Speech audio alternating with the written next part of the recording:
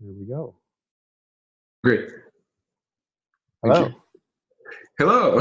Great to see you. Happy birthday.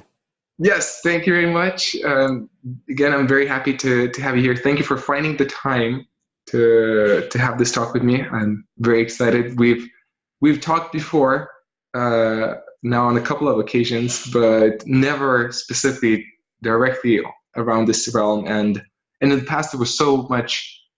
Well, I'm sure I have a feeling Aikido may come up. It's still in the past it was more Aikido based, our connection point, and now I'm much more open to hear everything about what you do. So I'm very excited. Thank you for finding the time to do that. It's totally my pleasure, and I find it so interesting how much time we've spent debating Aikido when Right. the new name of your channel is very reflective of what I care about even more deeply than anything, which is martial arts as a journey. It's a hero's journey, the path of human development for people and transformation. Right. So often, and your story as you're living it now is so reflective of that. And we can talk about on the mat, and why are we even doing on the mat in the first place? That's the question. Right. What is it off the mat that it Right. So I'm so just as fascinated with that story, and of course the relationship between the two, because we are talking about martial arts. Yeah, I very much resonate with what you're saying, and I try to emphasize this from time to time on my channel, but I never feel like I get enough of that. But that for me, martial arts is a tool for personal growth. I see it as a tool, and I see so much potential in it, much further beyond than just physical skills and training. And from what conversations we had and from what I investigated about your work, you definitely seem to have a great perspective, like a clear perspective on both of those sides. So not just the skill set, but also how that applies to leadership and I would imagine team building or just everything, I guess. So I'm very curious to it. And we never really talked a lot about that while you're an expert in that field. So I'm very interested to know how you structure these things and everything. That's great. I really take this as an opportunity to help raise a little awareness about what the word integral means. It doesn't mean the same thing as people may be hearing it, as in holistic or new age or postmodern. And that's what would be really interesting to get into, because there's a way of transcending and including all the previous approaches. And that applies just as well to martial arts. And it is, in a certain sense, relevant to martial arts as well, because you see the culture wars going on. There are very clearly delineated worldviews, and every individual thinks their truth is the only truth that's actually correct. It's almost like politics or religion, or religion versus atheism. And to start to put some labels on these things so you can understand, oh, that's where that person's coming from. Oh, that's why. Those are the life conditions that would give rise to someone valuing that. And then to see that as true. And you find something true and useful in it and see it as partial, because there's a bigger perspective if you're willing to take multiple perspectives. So that's really what integral means. And my degree is in integral psychology with a focus in coaching. And the reason I think integral awareness or consciousness is so important is because of how much either or thinking there is going on. We live in very polarizing times. And so even from the foundations of Western civilization, when you look at Socrates and Plato, their whole system of inquiry and what they call dialectic was, how do you take a both and perspective? And you argue both sides of an argument and see the validity in each. And if you can, then there's a middle way. There's something that you come to see that you couldn't see if you were only identified with either extreme. And so that's the essence of what integral means as well. Is there value in Aikido? Is there value in street self-defense? Is there value in traditional martial arts? Is there value in modern combat sports? Which one's the most valuable? Well, yes. And you can, it's very easy to walk into a gathering of martial artists or watch a YouTube video and you're going to see the arguments begin. And it's going to denigrate into name calling very quickly without understanding really what the value is in each one. So that's where I'm hailing from. And I have some slides I can share to that effect if it's our dialogue. And otherwise, I'm really open to your questions. And yes, the second part of this whole thing is I have leadership and organizational development consultancy. So I work with executive teams and actually bring the core principle of what it means to have a dojo or academy as a community of practice. And we turn leadership development into a practice inside of organizations. So it's not a start and stop training, because when's the last time you got good at anything in a weekend kind of edutainment event format? You're not going to learn jujitsu in a weekend. So how are you going to grow as a person or as a leader in a weekend? So you have to invite everyone in any organization to be on the mat, so to speak, and practicing. And mastery, of course, is something that happens through time. The beauty of, as if building the dojo or the leadership academy inside of a business is the context of running the business presents the opportunities for coaching, live feedback, so that you're solving real business problems. And through that process of applying the toolkit, you're developing yourself. So there's kind of a double bottom line around grow people who are intrinsically motivated and high performers. They want more feedback. They want more autonomy and influence. They want more a chance to master certain skills. They want to get better, and they want purpose. And a big part of the purpose, as we know, and the secret sauce in everything I do, is that tribe-like band of brothers and sisters, iron sharpens iron, that level of trust that you have with the people that you train with, no matter the martial art. There's something magical in that. And when you bring that into places where people work, and the people they train, the people they work with are like as if people they've trained with, because they've exposed one another to their weaknesses and given real authentic feedback and evolved and grown together, that creates a level of trust that is the perfect foundation for high performance. And of course, businesses do better when you have people who are open to growing in that kind of way. It's not for everyone, just like aliveness in martial arts is not for everyone. But you sure do grow rapidly if you're willing to expose yourself to the truth. So that's the on the mat, off the mat for me. Right.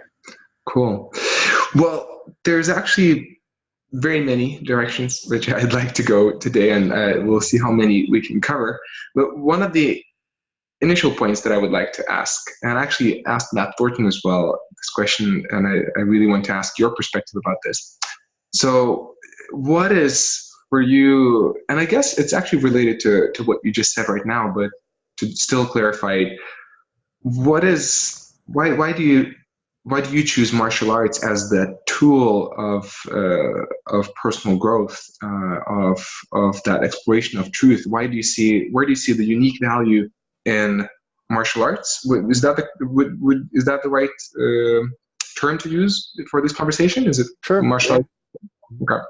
So martial arts, where do you see the unique value? What does it bring to the table of leadership, of growth, of truth, that other practices or other tools are not able to offer? What would that point be? It's already interesting that you paused on what to call it, because right, yes. it depends what you mean by martial arts. And then what do you get out of that as an activity depends on what kind of martial art. And but even if we are talking about traditional martial arts or combat sports or just the general category of martial arts, there's something I can speak for myself that I was drawn to in the traditional martial arts that has to do with mind-body discipline and self-mastery. The Eastern mysticism of going to Japan, I think in the West we have a special affinity for what goes missing sometimes, and it's the inner development, and stillness and the mindfulness, and again the mastery. So there's a real opportunity to, like shugyo is the Japanese term, to polish and tighten the slack. And I think that it's similar to any classical art form. What do you get from mastering a classical art form? In the first place, it literally can cultivate the kind of maturity that individuals who have never taken on something before, they grow in service to the dojo. They grow in the discipline needed to show up and repeat something over and over again. So there's a huge amount of self-discipline that goes into that. And then there's a whole dimension of art. It's a martial art. So you can cultivate experiences of flow in arts like that. And also, I think what's beautiful is you can self-actualize in the sense of once you master any form, which is kind of the first step, then you start to find your own unique voice, your own style. Now, I am speaking purely about traditional martial arts right now.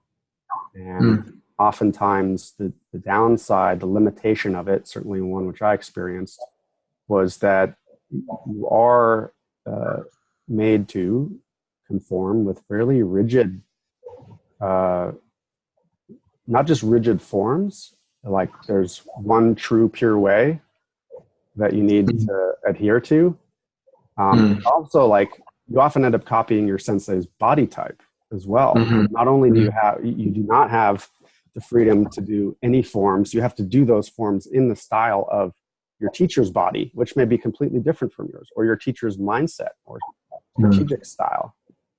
So there's a whole other thing, and this is, I think, the point. Like, it's hard to even answer this question without saying, well, what type of martial arts? But for me, when I transitioned out of traditional Aikido and into, actually it was Matt Thornton's gym, Straight Blast Gym NorCal, with Alan and Lily, I was so ripe just for aliveness and sparring and the freedom and the empowerment that comes from that. Again, it's not wrong to learn the value set of a traditional dojo. It's actually somewhat of a different value set. I learned a lot about service there too. And then when you go into a modern combat sport oriented gym, it's a different worldview. It's a different value set. It's not a dojo. It's a gym or an academy. And you go in there and it's more success oriented values and achievement and fitness and performance. God, there's data on this stuff. You look at the Olympic judo data and you know what the best practices are, what the highest percentage techniques are. And those forms follow function because they work. So you repeat those forms. But then you play with it. So it's all about now the scientific method and learning by doing and growing your own. A lot of great stuff in the sportive approach just to compete. It's a lot of heart. More, in a way, the kind of assertiveness that you take away off the mat is very different from the kind of mindset you cultivate in a traditional art. It's not a right or wrong, and it's just different. And so having done so many years of just form, it was like a creative emergence. It was like I was so ready to play and explore, and all the creativity that comes in. And the permission to use what works. You know, Bruce Lee was the liberator. He was the modernizer, the world-centric thinker for martial arts. It doesn't depend on your cultural background. That's the gospel truth. And instead of that, just how can I honestly express myself? What works? Let's evolve that. So all of that is so empowering. And that's not to mention, you know, why martial arts as opposed to other things, even if we're talking different kinds of martial arts. And I think Matt might speak to this as well. I'll say it on two levels, on the mat and off the mat. On the mat, what I love to do is put together the physical game and the mental game. There's something about the human ego that is very, you know, we live in a fairly insecure world. We're all fighting to survive in the beginning at some point. So there's a way in which the ego gets confronted, either in a traditional art where you're you're bowing to your sensei. You're submitting yourself to thousands of corrections. Most human egos don't want to hear feedback at all. So just to subject yourself to a process of being chiseled and that feedback, that correction, that mastery, that refines the ego in a certain way. And then it's totally different to be willing then with the perfect technique that you've chiseled to subject that to competition, to aliveness, to go into the scientific space of I'm willing to have holes poked in my game. I'm willing to, and I look forward to you finding my blind spots and my gaps because I know that that's going to make me better. So you win or you learn, as they say in jiu-jitsu. And there seldom are the kinds of egos that once they attain a certain level of skill or rank, like they're multiple degree black belts in some traditional art, they don't want to take off that belt and put on a white belt. And that confronts the ego in a whole different kind of way. What is the reality of it objectively?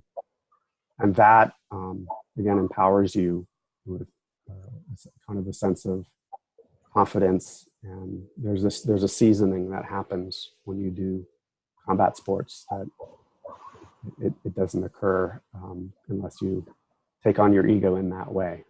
And so it's not to say that traditional arts are something that are spiritual, and combat sports are materialistic. They're not spiritual. It's not that at all. They cultivate different things off the mat. Right. See, well, what I picked up, and I'm curious to ask about. In the beginning, you briefly mentioned that kind of almost brutal honesty, which especially, I guess, live practices can bring on to the table of exposing yourself to your flaws and also being exposing yourself to feedback. And you mentioned numerous times the term itself, feedback. So I'm curious, how does that translate to coaching or leadership? That aspect of honesty, that aspect of feedback, which is not always pleasant, which is not always easy. Is it?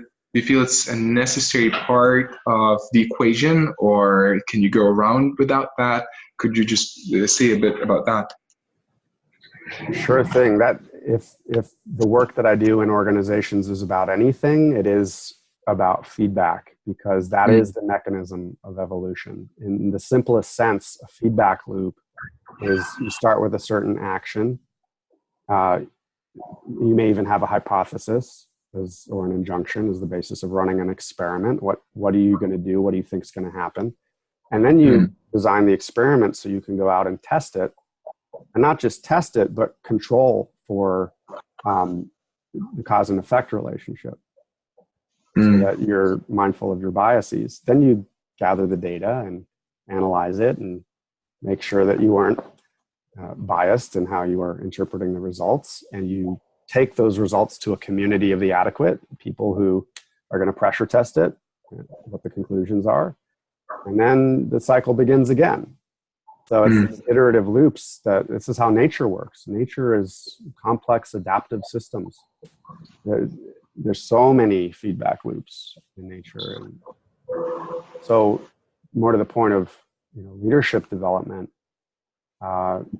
something that arose very naturally because of my background in martial arts was this notion of authenticity and aliveness and connection. So there's both a high degree of trust in the people that we train with. I don't like sparring with people I don't trust. It turns too quickly into a fight. So you need high trust. Stephen Covey talks about putting deposits in the emotional bank account. So you have to have a positive balance, because and there's marriage research on married couples with this as well. But basically, the negative feedback that you give people costs 3 to 5 times as much as the positive. So there's something that you need both high support and high challenge to have a thriving, supportive environment for personal growth. So what I've done I was an executive coach for 6 or 7 years, and we always taught people to give feedback. And then as I went off on my own and started building it more into organizations where real work was being done and there were real results and real consequences, and so real tensions would arise, I realized that, first of all, you have to go in search of the tensions, because most cultures are not feedback-rich environments like the dojo or the academy is. Not at all. It's surprising, even though these businesses somehow are evolving and surviving in the marketplace. But what I started realizing is intuitively is that it didn't matter how much you taught people to give feedback if A, it wasn't safe to, and B, the hierarchical structure didn't invite the feedback to flow up. It only goes, the shit goes downstream, pardon me. A sense and respond relationship to feedback is very different, where it would go up and down. And fourth, that teams would be empowered to exchange their own feedback, because leadership models that at the top. And lastly, it also doesn't matter how much you teach people to, you can't spar very well. I joke with people like, I promise you I won't just teach you how to punch, but not how to block, how to defend yourself. Can you imagine if you only know how to give feedback, but you don't know how to receive it and hear it as a perspective? And this is the whole upshift, like the operating system upgrade is from an objective kind of top-down hierarchy orientation of giving feedback to holding it as perspective. And part of that is the whole book came out called Thanks for the Feedback, from the founders of the Harvard Negotiation Project. After 20 years of their research, they concluded, incidentally, the exact same thing. It didn't matter how much you train people to give feedback if you didn't also train them in how to receive it. Right. And this cuts right to the heart of the whole thing about the modern Western, quite masculine business orientation, is everyone's great at arguing their own perspective, arguing their own, I wouldn't even say perspective. They think they're right about everything all the time.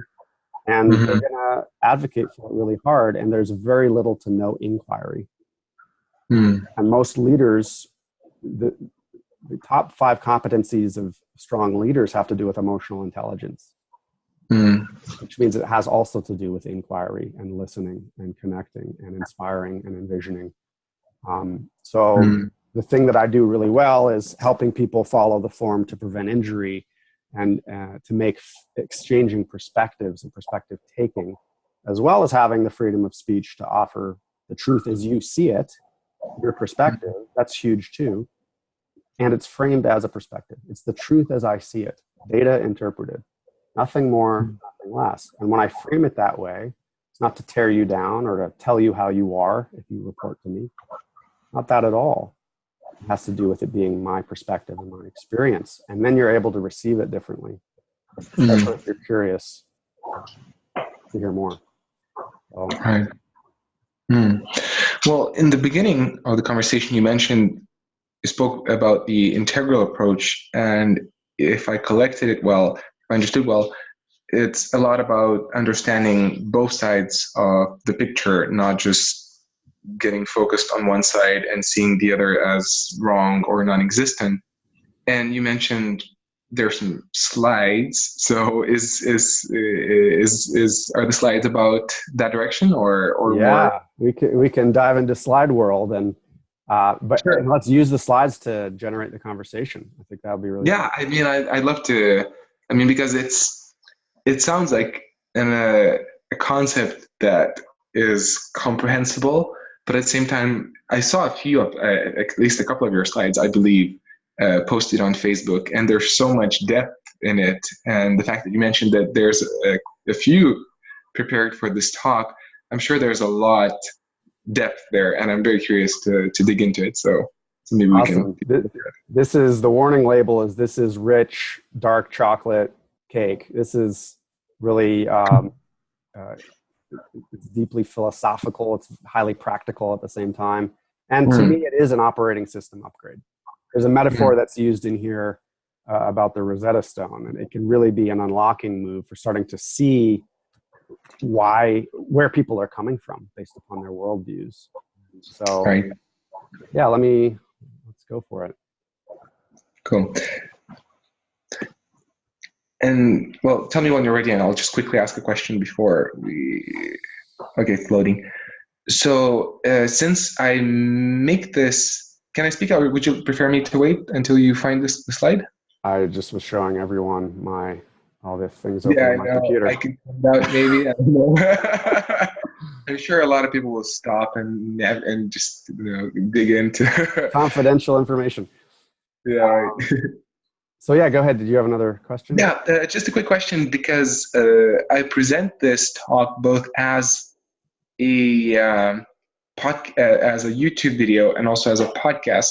So just to check, will the podcast listeners will be able to follow and understand what's happening even without the slides, or would we suggest them to just at this moment to cut the podcast and to open up the slides? What would you say about that? That helps to know that, and then let's speak to it as if there are listeners who can't see the screen, and then we can make it work for everyone. Great.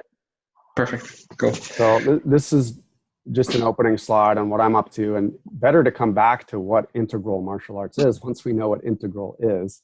But simply put, for me, I've learned that with integral theory, there's so much complexity, and it helps to have the simplicity on the other side of complexity. Meaning it still contains the depths of understanding. Like the map of the territory is complex enough to be useful, but not so complex that not useful. It bogs you down. Right. Yeah. Cool. Yeah, I see. So integral martial arts to me is the balance of Eastern art and Western sport, and developing yourself on and off the mat. Right. That's in pairs, the simplest way I could put it. So what it is very quickly when you look into the notion of integral, you have the feeling from the word that it means holistic or holding perspectives. And it also has explicitly to do with development, psychological development. And here, just two things. We talked to these slides came originally, modified them from Stegan Leadership Academy, where I used to work. But this whole notion of consciousness, higher levels of development, higher perspectives. There's a current level. Everyone's at a current level. And everyone has a next level that they're on their way towards. And we use a simple metaphor about this. A lot of business people, they don't watch combat sports as much as they watch football, which is a kind of combat sport. And we would say that when you're in the game and on the field, you have a certain perspective. And you're subject to that perspective. Right. And there's a head coach on the field who's in the game. And he's even helping the players see themselves in real time. They're subjective to their performance. He's an objective outside perspective, and he's coaching them. And there's a whole other coach in the football game. And where does he sit? You don't know American football, but the other coach sits up in the press box. Okay, yeah. So that's a metaphor for having a higher vantage point. It's a higher consciousness. You can see what can't be seen on the field because you zoom out. You have more data, but it's not just more data. There's a qualitatively different perspective that you have from that altitude. So that's the notion of development. It's not just a difference in quantity, it's a difference in quality. And the other metaphor we use for that is software versus operating system. In the literature on psychological development, ego development, adult development, it's sometimes called, or in leadership development, you hear about horizontal learning. So if you're at a current level, you're at level 3, you're running a certain operating system, you can get more information, install more programs, learn more, learn technical skills. But that's decidedly different from vertical development, which has to do with increasing complexity or capacity to take more perspectives. And it has to do with maturity as well when you talk about ego development or human development. Can I question here? Mm-hmm. Sure. Well, would you say that one of these two, and I'm probably referring to the developmental one, that it's actually kind of more valuable, or that it has it's can't find the right English word right now, but is it more valuable than the other one? Would you direct a person to focus on one rather than the other, or are there just tools for different realms or different situations? It's a great question, because once we learn about vertical development, we think that being higher is better. But Right. there's no correlation between being more complex or more developed and being happier. Okay. And Right. that, of course, maturity also comes from spending a certain amount of time at each stage. And if you bypass each stage, then you end up being a little top heavy in your development. For example, like with Maslow's hierarchy, you have a lot of people who are interested in self-actualization but haven't had careers or have jobs. And so they end up lopsided in their development, and paradoxically, they end up less developed overall, vertically, if that makes sense. Because there isn't, there's not, as we would say in martial arts, they're not very well-rounded. Okay. So this will tie in with the what the different stages are, and again, that the more complexity you have, that tends to result in more maturity. Okay. So we already know. We already know this metaphor, just to continue to build on it, and maybe you guys remember Microsoft DOS before there was. Yeah, I actually used it long ago. My first computer. So you got to type everything. There's no graphical user interface. So that's one operating system, right? Yeah. And we won't make analogies to martial arts at this point, but but you can get the feel for that. Now you go vertically up a level. The first WYSIWYG, what you see is what you get operating system was Windows 3.1, which was just a kind of a hack on the Macintosh at the time. And that maybe has some analogies to martial arts as well. But that was clearly a vertical move. And the thing here is that Windows can run all the software that DOS could. I mean, it transcends and includes DOS, actually. You would start with DOS, and then you'd go into Windows. So it has both. And it can run programs that you couldn't imagine in DOS. Like, God, you can start to do spreadsheets and graphical design. Right. And all kinds of other stuff. And then came Windows 95. And what was radically different? What was emergent about that? Actually, let me think. I don't think I experienced the difference between 3.1 and 95. So I'll have to be a listener here. Can say. So if we had 20 people on this call, I'm sure someone would chime it in. But this one included Internet Explorer.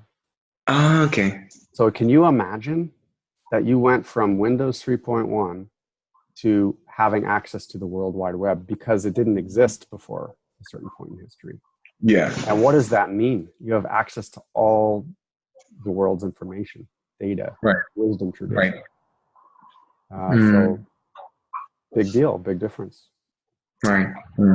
So the thing about development through time is, and this is maybe a point to pause on and reflect for yourself and your own journey, is that development definitely corresponds with the biological growth of your brain.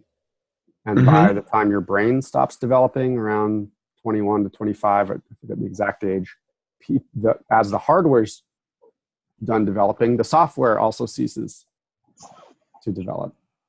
And people plateau developmentally in their maturity as human beings. Okay.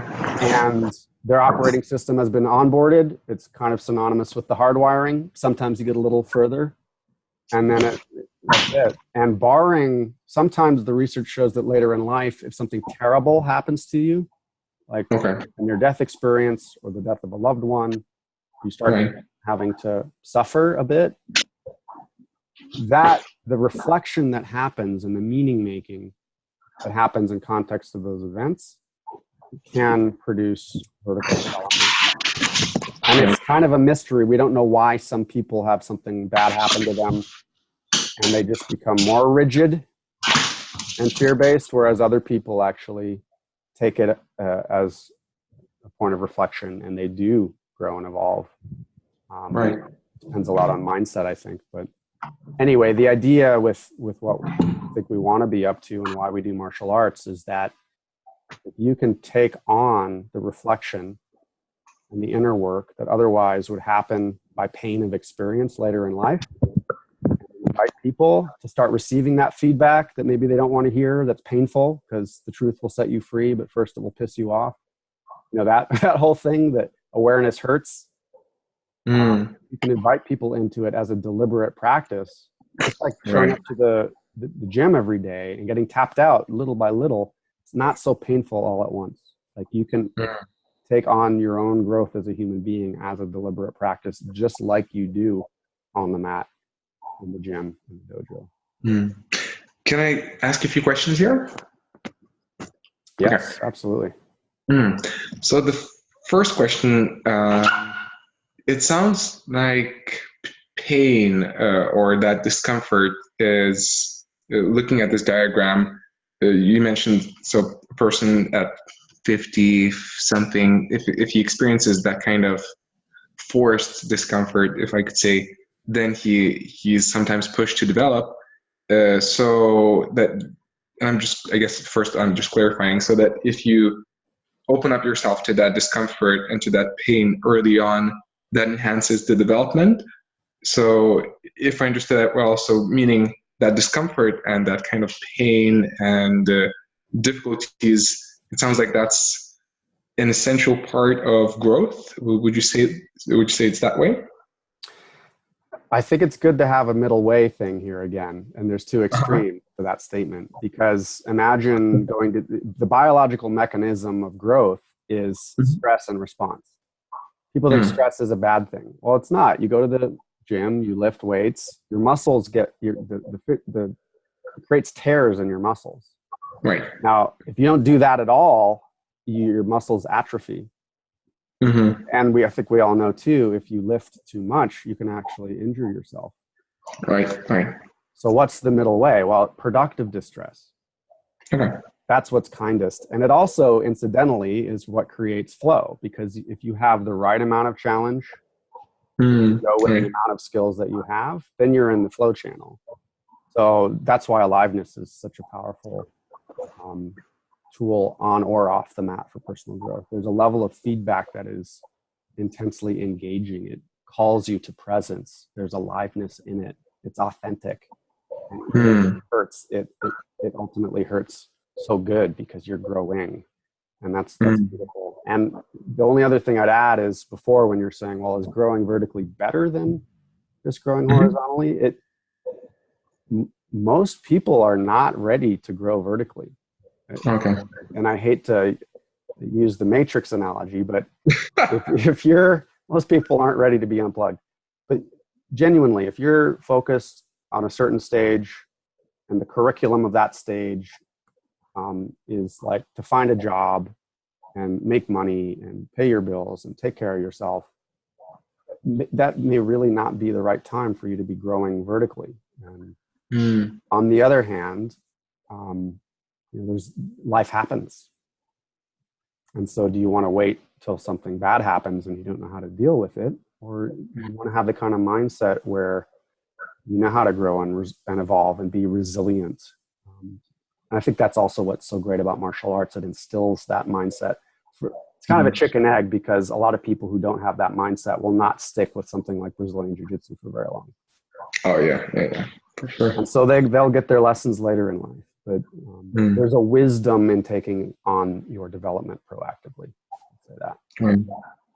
And one more quick question. In this diagram, the arrow goes a bit down and then up. And I'm just curious whether I would presume it's not without a reason. So does that mean, like, in the beginning, there's a dip of loss of confidence or something like that? You're very astute, my friend. What say more about that? If that was Well, deliberate, why would it be?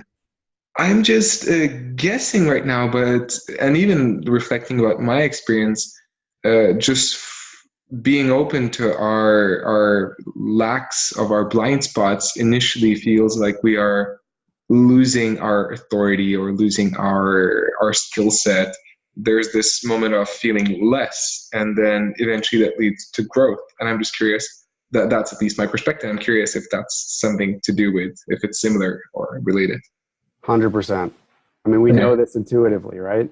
We use the analogy of the performance paradox, like your winning formula that got you here.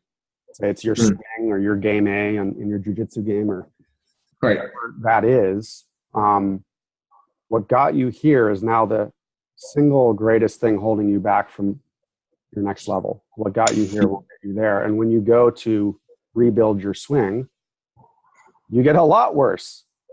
And you might not get better. That's the risk you're taking, is you're gonna reinvent. And that applies, off the mat, and as transformation occurs in human beings. We had a certain way of seeing the world, and something that happens or our life conditions changing can force us to really reinvent the way we see things and what's fundamentally is true for us. And of course, the journey through martial arts is like that too. Imagine the third dan in some traditional martial art who is going to go into combat sports. What's going to happen before he gets better again as he's rebuilding his fundamentals? Yeah. He'll be bad for a while. So, and then maybe later on the other side of all that training, like a Machida or someone they can reintroduce, right? Their old worldview on the other side of the new one, and that's so beautiful. Where some beautiful integrations can happen. Right. Cool. Great. It's very cool that it's integrated into the slide. Yeah. Very astute once again. So the father, I won't spend much time here. If you guys are curious about the father of developmental theory, Jean Piaget studied cognitive development. And we know this: you crawl before you walk, before you run, before you can carry someone else. Things go in stages. There's something intuitive about it. And I think that's why the belt ranking system is also so attractive to people. They know we are embedded in natural hierarchies. And hopefully they're hierarchies of competence and not just position, but it's archetypal to the structure of the universe that there are these stages, and children grow through them. Very easy to see. What people don't know is that even once your hardware is done developing, the software can continue to evolve. And that's the whole field of adult development or ego development. So continue growing through more mature stages actually as well. This is just a Calvin and Hobbes joke, but so for the listeners, it's like Calvin says, want to see something weird? Watch when you put the bread down in the slot in the toaster and push down the lever. In a few minutes, toast pops up. Like, wow, where does the bread go? I know, isn't that weird? And this is something like we take so for granted, but children go through this phase. And they come to the point where they understand that if you take a tall, skinny glass of water and you pour it into a shorter, wide one, it's still the same amount of water.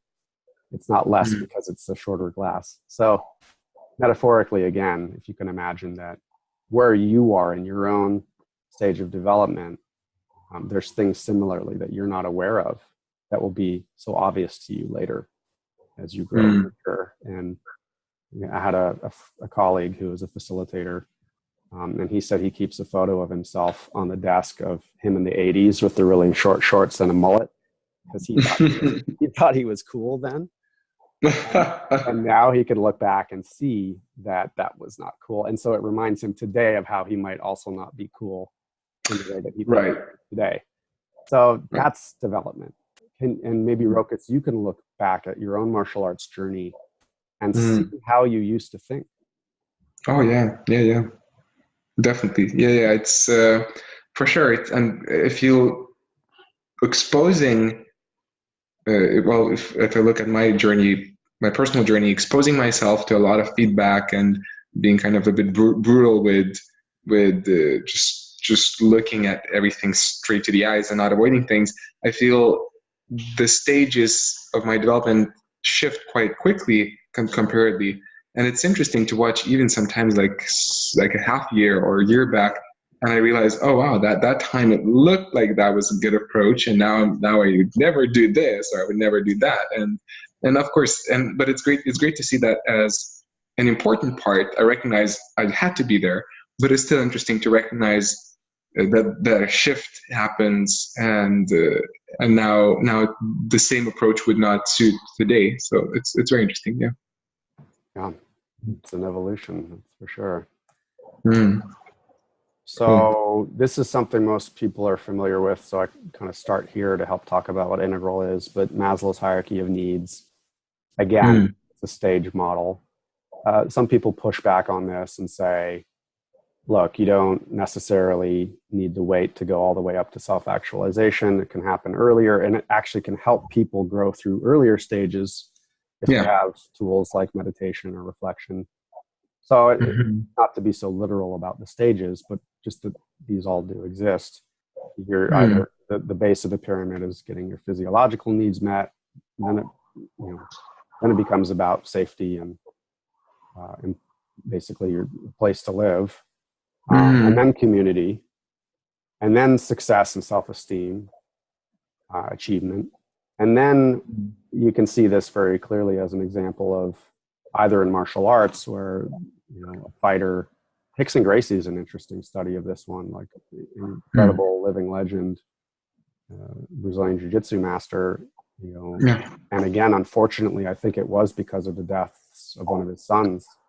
I don't know his story intimately like that, but whatever prompted it in his life conditions, he went from being, the Bulldog or the Gracies, and when they originally were going to put him to the first UFC, they decided on Royce because he looked less scary and jiu-jitsu would still work with someone who looked like that. But Rickson had a transformation, I think, and started yoga, pranayama, meditation, the breath work, in other words, and now he speaks about invisible jiu-jitsu and connection. Sounds a whole lot more like Aikido philosophy than what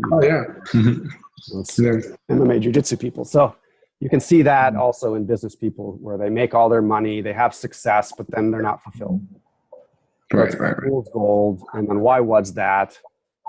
What's really meaningful to me in my life? What do I really care about? And what's my purpose? That's where all the inner work and the self-reflection and, wow, I'm successful, but I'm really unhappy and I'm broken and wounded with all of it. And that's maybe what my addiction to succeed was about in the first place. So self-actualization comes there. And so just another stage model. And the reason I put that up is because with spiral dynamics, it's a system of worldviews that looks at how human consciousness or human culture has evolved through history. And we're going to, in pretty short order, transition this to martial arts. But for the listeners, it talks about these are the 4 core worldviews that you see today. There are others, but these are the most important from a martial arts standpoint. So you start, and they're colored. This research has been applied and used to help end apartheid in South Africa, especially with racial relations. They chose colors so that people would have a color other than their skin color, and they could actually identify with not the types of people, but the types in people. So if you look from the surface, you just see Christians versus Jews versus Muslims. But with integral, you have to ask, well, what type of Christian or Muslim? Or what type of white person or black person or Asian person? And the worldviews are sets of values, operating systems, human operating systems that we have that are inside of people, so you don't see them. But in other words, you may have more in common. If you are a postmodern Christian, you may have much more in common with a postmodern Muslim, like a Sufi, Rumi Muslim, than you will with a Christian radical or Christian fundamentalist, of course. But we don't see that. We just separate things into categories. So when you look from the top, you see the divisions. When you look from the side, you see the vertical development. You see the complexity as well. So the red is it's a jungle out there. You got to fight to survive. This is the biker, the NASCAR, the MMA fighter who's just out to kick ass and win and dominate and has the aggression to do so. It's the Godfather, it's gangster rap, it's all that kind of stuff. And not to go in too deep here because I want this to be about martial arts, but in the history of evolution of culture, you had the early empires, and then you went to more the Judeo-Christian worldview, which had to do with codes of conduct and how to curb all the impulsive, animalistic, dog-eat-dog kind of stuff. So you have codes of conduct in every religion and every culture, from Hammurabi Code to Ten Commandments to all that kind of stuff. There's truth, there's one right way, and if you delay your impulse gratification, then there's later reward. And you can probably see already where this is going for martial arts, but basically the whole rational enlightenment and scientific progress and evolution, best practices, the sportive whole Western thing that comes online, rationality, playing the game to win, materialism, that came next. And then just in the last, since the 1960s, you have kind of things tilting so much to the materialistic side of the spectrum that the 1960s were largely about restoration of feminine values and spiritual values and interfaith and reconciliation and all the colors of the rainbow. And you can also see why if you have any one of these worldviews, and pause and reflect, all the listeners too. Like, where are you today? What would you say? And it may be a primary, secondary, or you may have a little bit of everyone. Or you may have gone through these. They don't just go vertically, step by step. In most cases, it's a little more messy than that. But this is, you can see where you've been, I think, especially if you've emerged from like a Christian fundamentalist community, or if you've come out as a gay man or woman. There's sometimes you differentiate yourself from where you came from. And that's part of growing up as an adult. Whether it has to do with those things or not, there are patterns of development. So I'm curious, why don't we go right into like, what does this have to do with martial arts? Can you guess? If red, blue, orange, green, what do you think a red martial art? Well, I might be a bit of a cheater here because I did see, and I didn't stick with it for like forever. I just glimpsed through it and looked at it and I realized how cool it is. But so I did see, I think, a part of your explanation about this. So I might be a bit cheating here, but I don't remember exactly, so I can try to say. So it might be a bit of a mix of knowing and not knowing. Is that okay? Of course. Okay. Yeah. So my guess would be the red would be just primitive, primal fighting, no structure, barbarians. Okay, yeah, primal self-defense. There you go. Totally. And actually, your words I like just as well. I'm choosing these labels. So primitive is just as good. I mean, gladiator, fighting to the death. Self-defense, we call it today, but it's fighting for survival. Yeah. Fight to the death. Different than fighting to win. Right. Now, blue, I would have to think a bit more up ahead on what the next levels are after that. But then blue... This is the traditional consciousness in every culture. Right. Worldview. Well, I wanted to go to two ways in my mind. I thought about looking at traditional martial arts, but also I'm considering maybe this is still to do with just collective ways of fighting in terms of professional armies appearing, or just a kind of a code to fighting or systemized fighting. I'm not sure yet, but that's one of the right considerations I have, and I couldn't coin the name right now. But that is a perfect analogy. The military is rank and file. It's top-down hierarchy. Police right. are very blue, and religion traditionally is very blue. So, like it or not, that is the same. Yeah, traditional martial arts either evolved in context of the temple traditions of Asia. So they had all of the meditative practices embedded in them, and or they evolved in context of something like the shogunate and the samurai and right.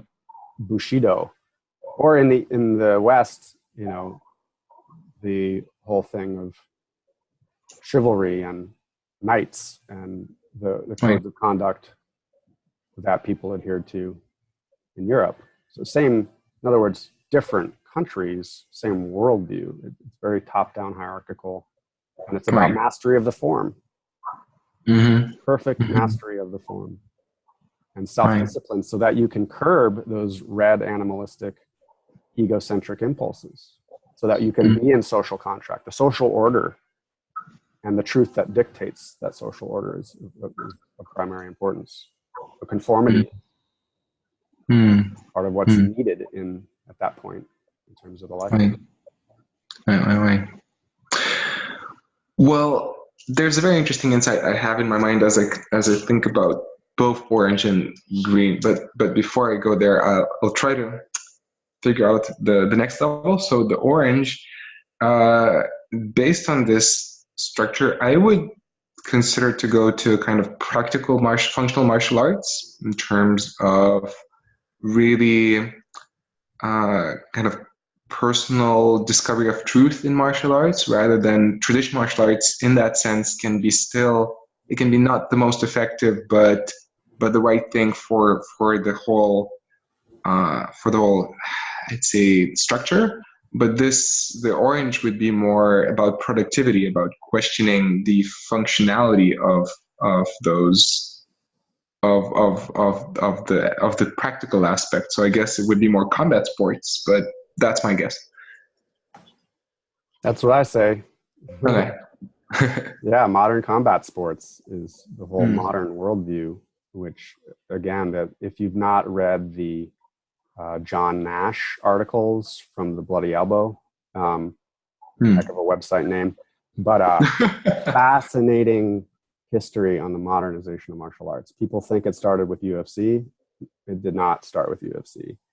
It started with, certainly with Jigoro Kano, the founder of judo, who was modern educated. And I think early on his jiu-jitsu instructors kept dying or passing away, or he ended up moving. And so he started incorporating what worked best from each of the traditional jiu-jitsu systems. And he was also modern educated and wanted it to be sportive. Of course, you're coming in the Meiji era, you're coming out of World War II and all the pardon me, not World War II. This is pre-World War II. Confusing Aikido history here for a minute. But the whole opening the gates to the West and modern education. So he was teaching women and children and Westerners, which was unheard of to the traditional establishment. And so he very quickly turned it into a sport, removed the nastier elements and removed the striking so that you could go full bore and, to your point, find out what worked, what forms were functional. It's a great story. And then the same thing happened with all the folk wrestling styles as it evolved into catch wrestling in the West, and the two met and became MMA, and the rest is, Brazilian Jiu-Jitsu is not to be passed over there either. And the founders of Brazilian Jiu-Jitsu, of course, started the UFC, which led to mixed martial arts, which continues to evolve. So that's how the story goes. And then you may have a good guess as to, so we're going kind of primitive or primal to traditional to modern to postmodern.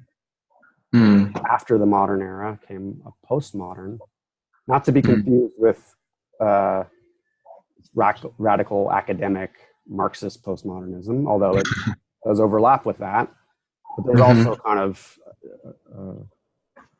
an evolution in human consciousness that had to do with the spiritual development to match the material development.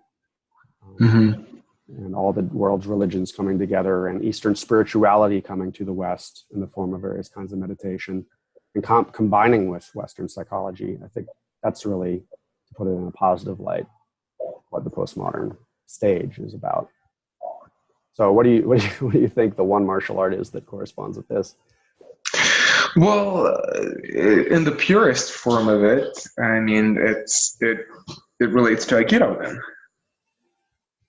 Yeah. I don't know quite the right label for this one, so I call it martial yoga. Okay.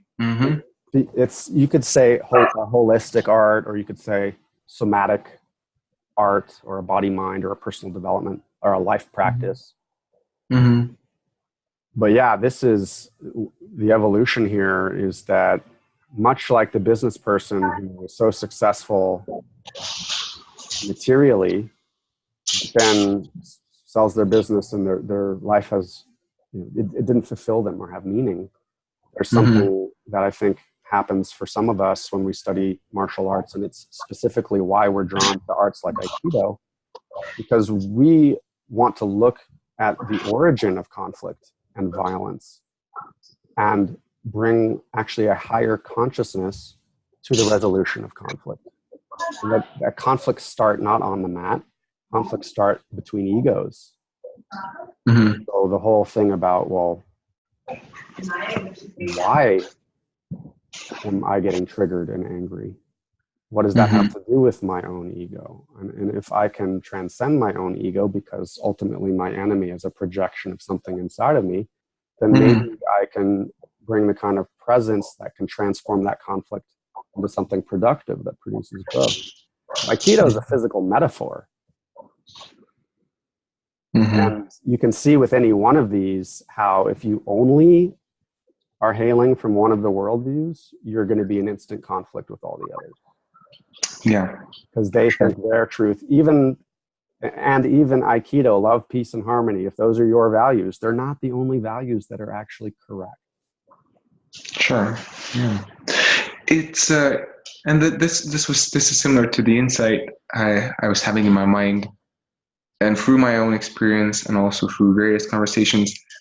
If the danger I would see here, if a person, there's the kind of the green sounds most mature or beautiful, but kind of the highest version. But then if it's not backed up by an understanding of the other levels, for me especially right now, the modern combat sports, or even not being able to acknowledge the primal self-defense, if it's shunned away and if it's seen as negative and it's not accepted, then that green level, it feels not only shallow but kind of empty.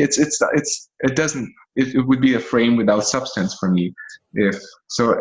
And why I also come back in my mind to Sensei Tomoaki Yoshiba's story. He was also very much he experienced all those levels very well before he expressed Aikido, but we want to be straight away that pure, beautiful version. And I think that's sometimes where Aikido is a bit tricky, because there's the desire to go there without passing other levels, and I'm not sure if it really works that way. So that's where that spiral for me looks very intriguing, to kind of understand the whole substance of it, and not just focusing, again, as you said, if you focus on just one level, then something is going to be amiss. That is so beautiful, what you are saying. It's so intuitive. And I think for all of us, we all know the inherent contradiction. Green is called the mean green meme, which is a worldview sometimes. Because look at the inherent contradiction. Love, peace, and harmony, and tolerance of all the colors of the rainbow, except I am totally intolerant of all the previous stages.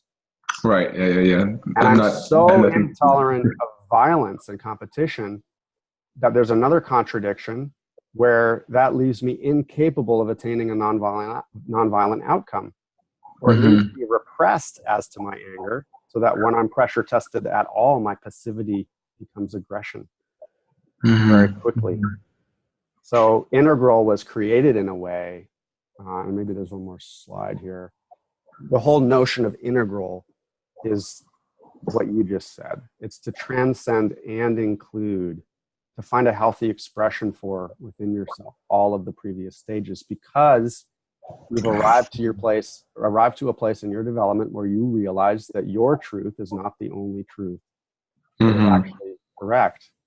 It's like cutting off your nose to spite your face. And this is a particular stage in human development. And maybe you can reflect on it and identify it, where you went, I'm really rational as a human being. I think I see the world in this way. And I'm still getting triggered by something that causes me cognitive dissonance. Now, instead of only becoming better at arguing for my own worldview, which is a very mature thing to be able to do as an adult, I'm now more curious because of the cognitive dissonance and how something triggers me or upsets me, for how I might be missing something. How does that opposite perspective actually mirror something to me that completes me, that is a part of me in a way that I haven't fully acknowledged? And that's another zoom out. And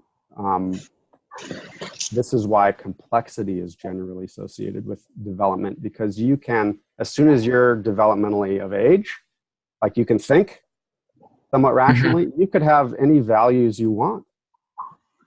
And you see this, you see people who are very immature who have postmodern values, or who have traditional values. Like, have you ever met, like a fundamentalist vegan or a fundamentalist atheist?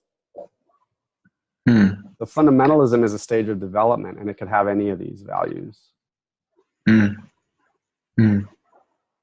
So becoming integrated, it's like traveling into other cultures, seeing what's of value there, being willing to immerse yourself in it and see what might be there for you. You can find a healthy expression of all of these. Right. So that's what I mean by integral martial arts. And it's used in integral leadership as well. So for those listening, again, even if it's something like situational leadership, where you can be supportive and directive, you can coach and give direction, most leaders only use one style. And they use a style that works for them. And that may not work for the people who report to them. So it's again about versatility. Each one of these has potential in it. Sometimes you have to come on strong. Sometimes you need rank and file and process. Sometimes you need collaboration and personal growth and sharing feedback, perspective taking, self-reflection. And sometimes you just need good data and high performers and a good strategy, and you execute. So it's about idea meritocracy, the best ideas winning. So if you have these as tools in your toolkit, then they're gonna, and this is about martial arts too. So why don't we talk about it in that light? Like what does this have really to do with martial arts? Like, what's different even about combat sports from self-defense? Or what might you get from a traditional martial art if you're doing a very green style of Aikido? And what does this have to do with like the capacities that exist in an individual martial artist? Like, what if you're just very sport oriented, and some of the downfall of sport is, like in judo, you're not allowed to grab the pants anymore or the legs. Or you end up in kendo like playing tag, but it's not the kind of cut that would kill someone, but you just have a point for it. So this is the discussion that we can enter into now. And hopefully this is something of a Rosetta Stone as well, that can help us decipher the debates and the arguments that go on YouTube all over the place. Why people get so rooted in their own worldview, and their own belief system.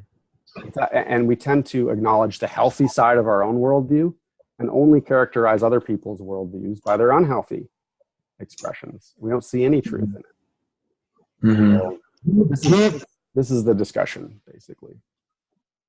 Right. Is if I could ask a question here, that's through that whole spiral. Is there any advice that you would have for a person to make the transition or to make that journey smoother or more efficient? Is there some guideline, or is it just something that happens by itself? Well, it depends on why you're training. Like, no one has to deliberately take on their personal development off the mat. Mm-hmm. It's beautiful and perfect that there are people at each of these stages and they're getting what they need. I think the analogy I used in one of our other talks is if you are interested in personal growth, it becomes more about getting the juice out of the orange. But what happens is people hold on to the rind. The rind is meant to be thrown away. And what that means is you can become fixated at the stage that you're at, and actually it's cross-training, and either on or off the mat, cross-training into other approaches that is going to serve you in, just like traveling into another country and learning another language. You're going to absorb the values, and that's going to produce a different kind of personal development than if you only remain in one place. Now, what does that mean? How do you become more well-rounded if you're interested in that? Martial arts with the purpose of growing as a human being. Well, just check out each one of these worldviews. Do a self-assessment. You know, if you're a traditional martial artist, what does that mean for you? Or maybe you're a traditional martial artist who graduated to doing combat sports. So you're probably good on the traditional stuff and form, but you know, if you're just playing a combat sport, then what would it be like to go to a Tony Blauer workshop, or read something on, you know, meditations on violence, or actually do some scenario training with weapons or multiple attackers, you know, or people jumping you, surprise attacks, just even physically. We're talking about physically training in a different way. Right. It's a different experience. And for all you guys who think Aikido is touchy-feely or doesn't work in a fight, that's okay. It's a form of yoga, body-mind practice, it's a metaphor. That would invite you into the world where how you're showing up on the mat is a metaphor for how you're showing up off the mat. Right. I used to joke that you're either a pushover or you like to push people over. So in other words, like Bruce Lee would say too, the self-knowledge comes from training on the mat. And to engage with another person, I really value self-knowledge through human contact. That's what's so cool about the aliveness. But then to have a coach, a personal coach or a life coach or a therapist even, who helps you explore that, and so that you're actually working on yourself, your own ego, your personal style, and overcoming the dysfunctions and the unhealthy aspects of how you show up, that's going to help you in your career. If you're someone who is an individual contributor, you're just focused on your professional development. If you want to move up, you will hit a ceiling if you don't also you won't even make a very good manager. You don't tend to your personal development. And so much of the Aikido metaphor has to do with centering and presence and being able to receive people's verbal attacks and take those perspectives and redirect that energy and into something constructive. That has everything to do with conscious communication and conflict resolution and inner work and leadership, ultimately. So Aikido may have something for you, even if only as a metaphor, but don't conflate it with it being only something that is a physical practice. It's a gateway into a whole different way of relating to why you're training. See, well, since there was so much information and quite compact, I mean, quite a lot in a brief time, there's a couple more questions if I can ask. Yeah, please. I'd rather open it back up again for discussion and No, it's two more things which are on my mind. So one, I think it'll be related to what we spoke about, but also out of my personal interest. You mentioned, I think, in the in Facebook Messenger that we spoke before, the hero's journey, that it's somewhere integrated into what you do, and that I find it very fascinating, that whole concept. Could you tell a bit about how you integrate it into your work, the whole hero's journey of Joseph Campbell? Yeah, I do have one more slide on that, but I'll just talk to it at this point. Okay. I think you spoke to it well as well, that Joseph Campbell. Some people joke that if you ask them their religion, they'll say Joseph Campbell, because it doesn't have to do with religion. It has, what his work has to do is with mythology, and he studied all the world's cultures and religions, and basically acknowledged a single story that had discrete stages that was running through all the different cultures. And it is the story of personal growth. It's the human story. And you recognize it because, and he was a student of Carl Jung, who looked at his thing was depth psychology and the archetypes, the inherent structures in the human experience that help craft the way the arc of a story goes. Now, Joseph Campbell's greatest student was the founder of Star Wars. So inherently in George Lucas's stuff, you see the hero's journey. And it's so universally appealing because it always starts and you're in the known world. You said this as well. You're in the known world. And Luke Skywalker at the beginning, and he's kind of a whiny, inexperienced fool. He's a child in a way. And then the call to adventure comes, and it's at first he doesn't accept it. And then once you do have the resolve to accept the call to adventure, then you're on your journey. And sometimes you're thrown into it, sometimes you fuse into it. Right. And then along the way, you meet the master, and you get awarded different tools or weapons or resources to help you along your way. And you ultimately go out on your journey from the known to the unknown. And the unknown really has to do with going away on a quest to confront an evil enemy, but it also is a journey inside of your own unconscious. And Star Wars is so brilliant in that way, whether it's the scene where he goes into the cave, or just the fact of Darth Vader is Dark Father. Like, Luke, I am your father. So your enemy literally is intimately connected to you, and who you're at risk of becoming if you don't confront that.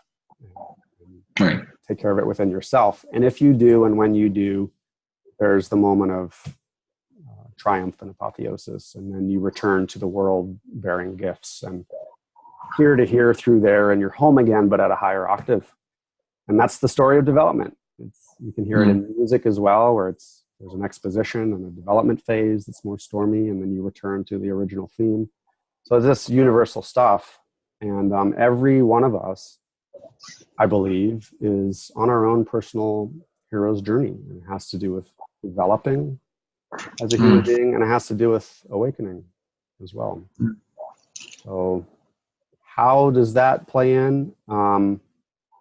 Sometimes it's the backdrop for some of the workshops we would run, but it's just kind of implicitly part of understanding what we're all up to here, and what that has to do with the stuff we just covered, and what you're ultimately confronting in yourself. Why are we doing martial arts? Why are you doing martial arts? And if you've learned enough in one place, when is it time to move on? That's a hero's journey. I mean, you, Rokas, it's called Martial Arts Journey again. You're on your journey. And it's going into the belly of the beast. That's the motif of death and resurrection, death and rebirth.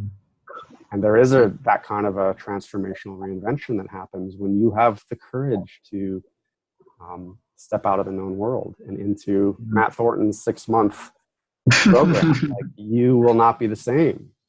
Sure. Yeah. After all of this. And so that's certainly what it has to do with martial arts. It's about life.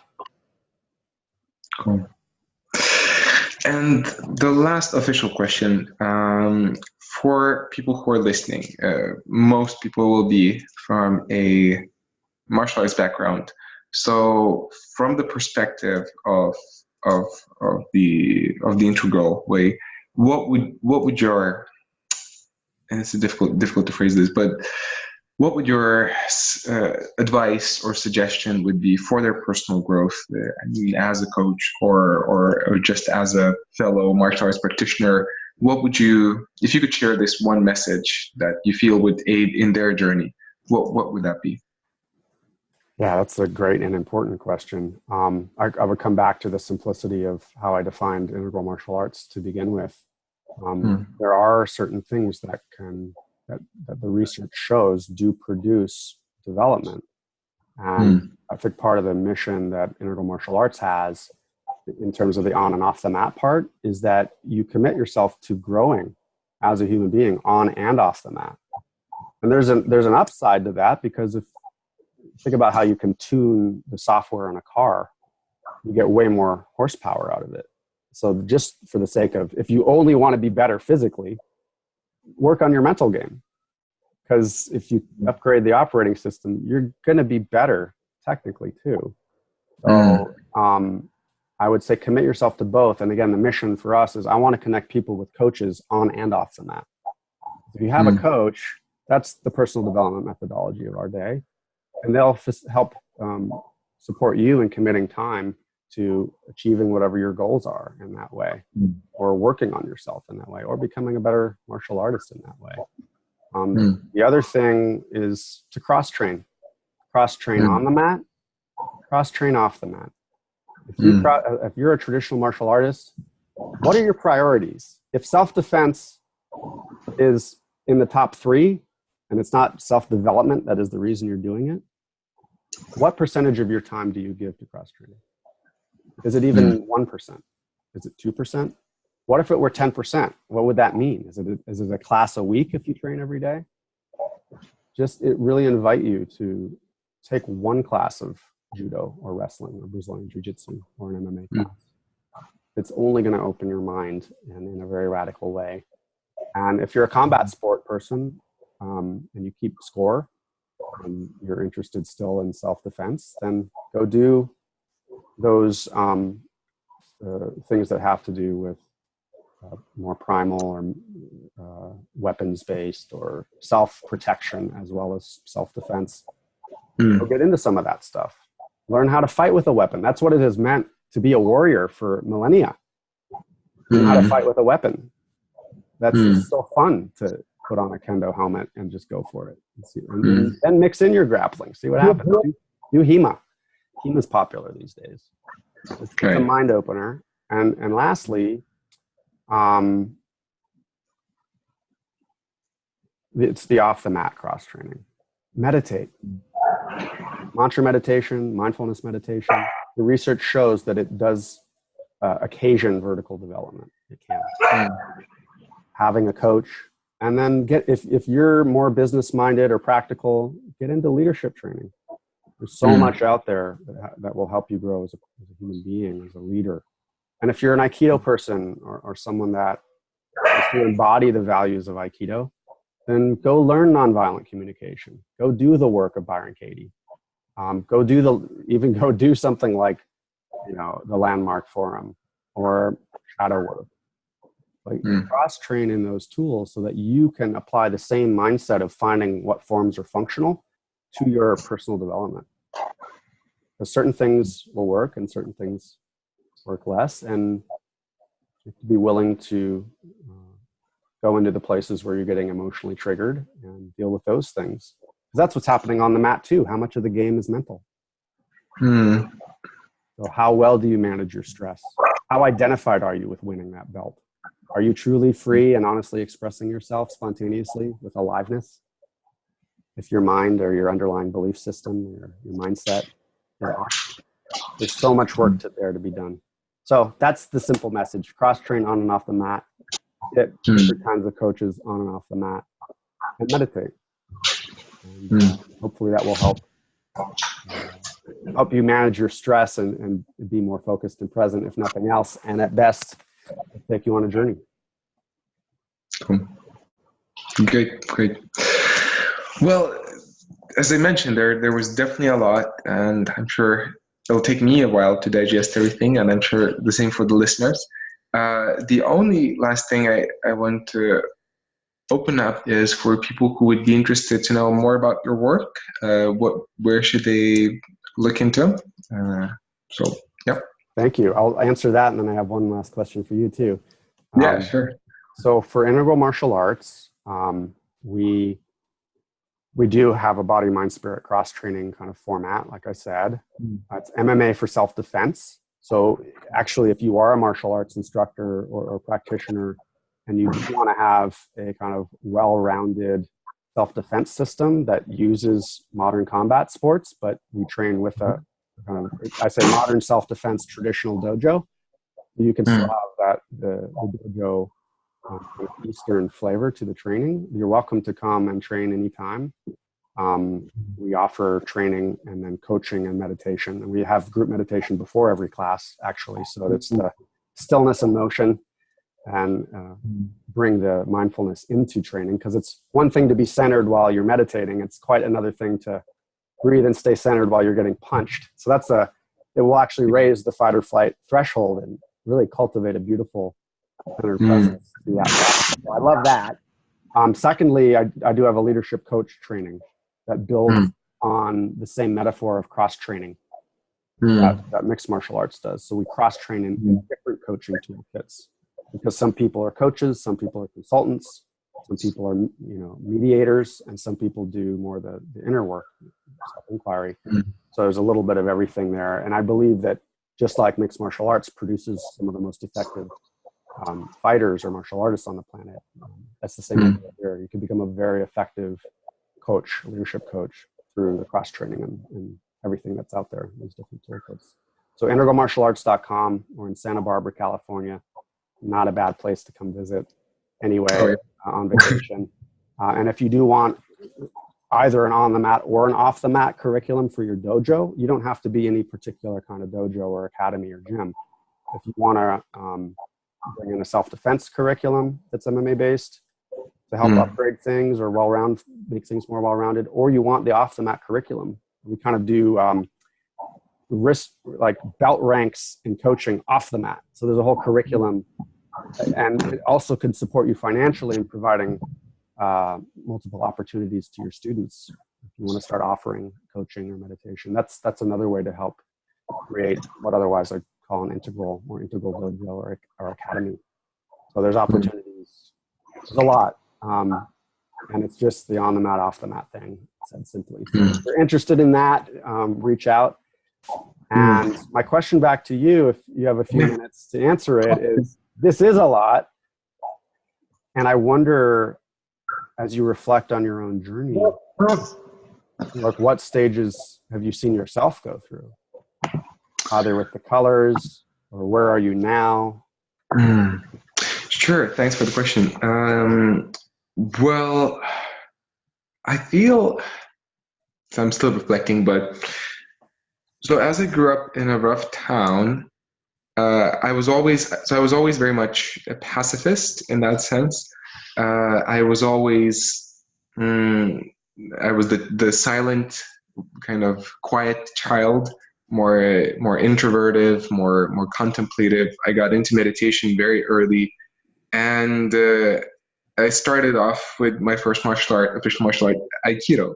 So I feel I was drawn to that green from early on, but at the same time, intuitively, I probably was missing and feeling that I do need that potato and meat and potatoes level.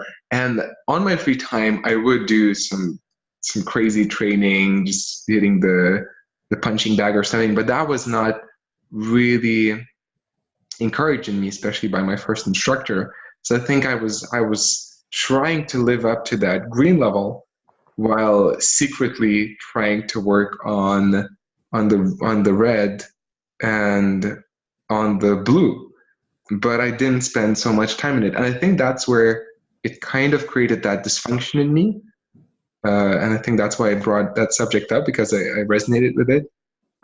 Because after, so I trained for a few years, then I moved to become a Nuchideshi in a program which was very much focused on the green level. It was like a lot, pretty It's much almost. interesting, even in Aikido, you can see Right. there's a green Aikido and there's a blue Aikido. Blue's True. Yeah, more very much true. traditional, classical, crisp, which those guys came from that background, but then they have Right. a very green personal development. Right. Which is also interesting when you say that. It's interesting to, when we look at the diagram, either Aikido tends to be on the green or on the blue, but the orange is missing.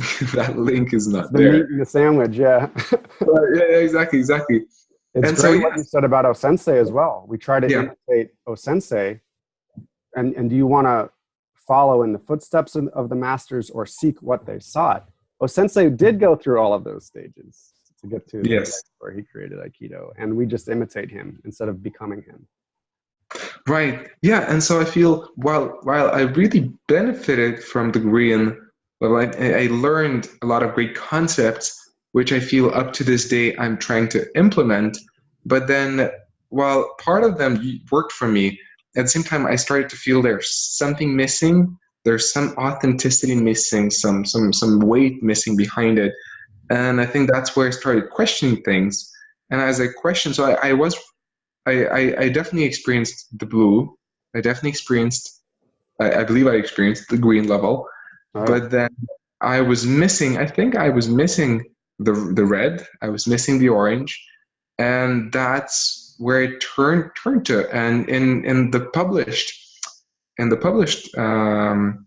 material that's on YouTube of my journey, I think exposing myself to the Aikido versus MMA sparring, I think part of it was even red. It was that it wasn't really violent at all, but it was more than my system was ready to handle. I was so used to that pure, almost metaphysical green, that reality was like being hit by a truck.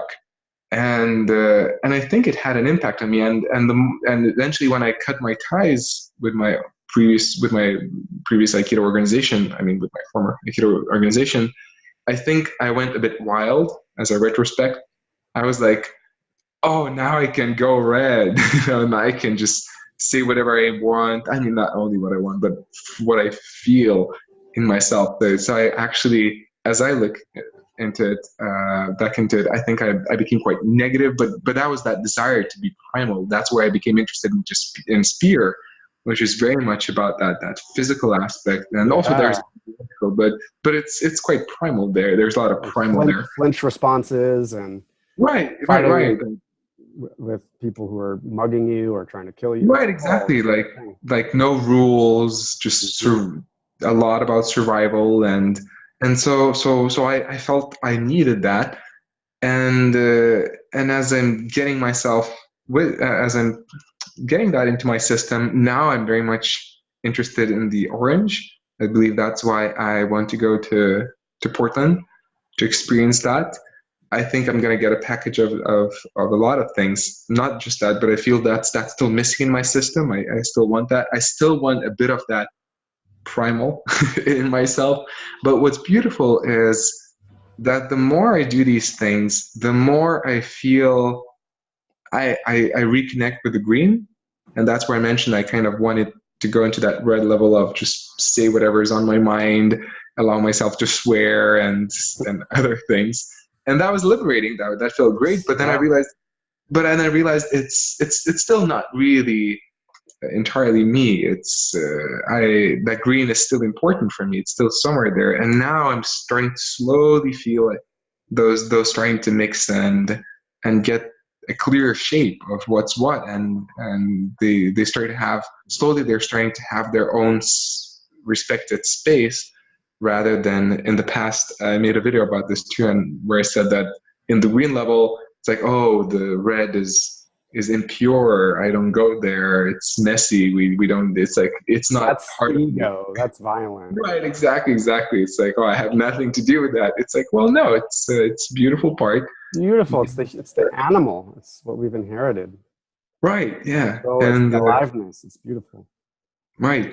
And so it's not somewhere, that's not something I live in. It's not how I would communicate with my wife. But still, without it, I feel the green and all the other levels wouldn't really be full, wouldn't be authentic. So I'm just really starting to feel like they're supporting each other, and I just become more and more enthusiastic about being fulfilled in all of them. And so that's where these doors are opening up for me, and that desire to rediscover all of the levels rather than just try to skip a few. Right. I wonder Mm. too, how are you changing off the mat as a human being as you go on this journey and you're in these different worldviews? Yeah, that's a good question as well. It's the journey, the whole journey for me that's started, and especially with questioning. I guess I questioned both the blue and the green, and it's something I haven't yet spoken publicly so much, and I want to. Is the whole being in the role of sensei. That was very much a part of me. I was like 24/7, not well, almost 24, like 20/7. I was playing the role of the sensei, which was partly authentic, but at the same time, I was repressing some parts of myself Hmm. uh, because people would imagine me as the being who has that and that quality. And if I would drink a beer outside and people would see me, they would get upset. They would say, so he's a fraud. He's not real. Whatever he said doesn't make sense. I mean, it's not true then anymore. And in the beginning, I got afraid of that, and then I started to repress those things so that people would appreciate what I have to share on and off the mat. And only then, as I started questioning things and I started questioning how I present myself, what really matters, what really works, I started letting go of that image of a sensei, of having to play a certain role. And as I did that, and I'm still finally feeling I'm becoming comfortable with that, just being myself and expressing both my strengths and weaknesses, being comfortable with my flaws, and allowing myself to whatever people think to. If I want a glass of beer, I drink a glass of beer. It's like, well, if people have trouble with that, that's their problem. That's not my problem. So that way, that definitely changed my communication, my way I hold myself, the way I look at myself. In the past, there was quite a lot of stress, always that process of thinking, okay, so is this the right thing to do? Can I allow myself to do that? And now I'm more asking myself, so what's authentic? What's real? What's true for me? Whatever others think. Same applies to feedback, to making mistakes. I'm much more open to making mistakes, to failing, and to sharing those failures. So all of that, and plus that primal aspect of not being afraid of getting messy. Not that I would engage by desire, but in the past I have to be honest, I was afraid of that. I was like, well, if this guy looks rough and if he starts to get into trouble, I will feel uncomfortable. Now it's like, well, messy is okay. I don't mind messy. If he wants to talk, I can talk. I won't feel uncomfortable. So there's so much there, but just to sum it up, I definitely feel much more natural and accepting of both my strengths and flaws, and that just allows me to be much more at ease, rather than in the past it was much more holding a certain weight, trying to live up to something.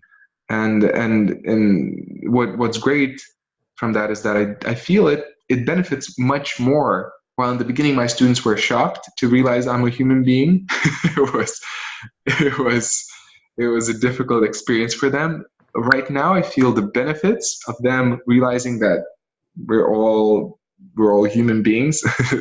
No one is God. No one is a godlike creature. I think, but then the fact that we can still do our best to become the best versions of ourselves, I think that's much more empowering than in the past. As you said, people trying to recreate the style of their teacher, even if they're if they're so much smaller and shorter, they still try to do the same and act the same. It's crazy. It doesn't work that way. So that authenticity, I think it's much more empowering, and I'm much more happy about the results that are out there. Yeah. Man, thank you for sharing. I hear you shedding the old identity and coming out, and the butterfly is an amazing symbol of transformation. And so many of the values you're speaking to are the values of the integral stage, and it is so much about functionality and aliveness, and actually presence and love too. But it's a different kind of presence and love. It's one that's a product of dozens of iterations of actually being willing to confront the darkness, being willing to get hit, and then to have the fearless kind of presence that loves not from a place of fear, but loves from a space of expanded presence. And you don't do that until you spar. It's like, can you take those green values onto the orange and red mat? How about now? Can you breathe and stay centered now? Can you be loving now? Can you be peaceful now? That's resilience. That's a centered presence. And that's a higher stage of human consciousness that we're only just beginning to see the power of. And so I love watching your journey. I love seeing you go. You couldn't be in better hands with Matt Thornton and his team there.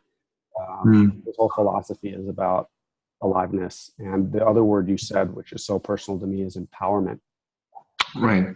I want you to tap me out. I don't want to be the master. We grow each other. It is iron sharpens iron. We are a band of brothers and sisters. And together we grow. So it's tough for people to shed the old identities and the top-down hierarchies. And if we're willing to, then a whole different kind of system and different level of connection emerges, I think, with people as well. And that's certainly why I'm here. It's for empowerment, and I love seeing you get empowered. So thank you. Thank you. Thank you very much. Yeah, thank you, Rokas. Thank you again for sharing all of this.